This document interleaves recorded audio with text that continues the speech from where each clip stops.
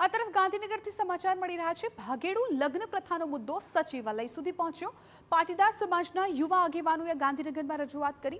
દિનેશ બાંભણિયા, વરુણ પટેલ સહિત આગેવાનોએ રજૂઆત કરી।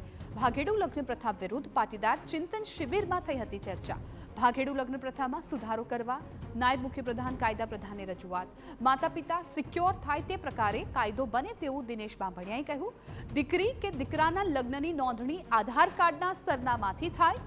લગ્નના બોગસ રજીસ્ટ્રેશન કરાવનારાઓ સામે કાર્યવાહી થશે તેવું પણ વરુણ પટેલે કહ્યું। ગુનો દાખલ થયા બાદ તમામ આરોપીઓનો વરઘોડો નીકળશે।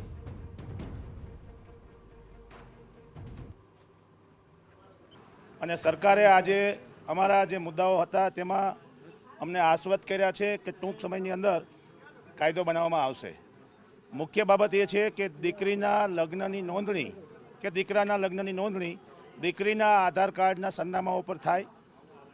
કોઈ પણ લગ્ન ચાહે હિન્દુ મેરેજ એક્ટમાં થાય કે સ્પેશિયલ મેરેજ એક્ટમાં થાય, તેની નોંધણીના આધારો જે રજૂ કરવામાં આવ્યા હોય એમાં માતા પિતાને વાંધો લેવાની સમય આપવામાં આવે, નોટિસ આપવામાં આવે। ફોજદારી ફરિયાદ દાખલ કરી દેવામાં આવશે।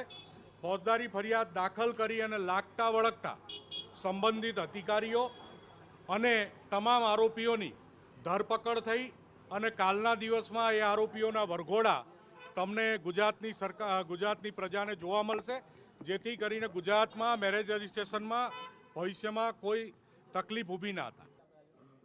આગેવાનોએ આશા વ્યક્ત કરી છે કે 15 દિવસમાં આ સુધારા થઈ જશે તો લગ્નના બોગસ રજીસ્ટ્રેશન કરાવનારાઓ સામે કાર્યવાહીની પણ નાયબ મુખ્યપ્રધાને ડીજીપીને સૂચના આપી છે।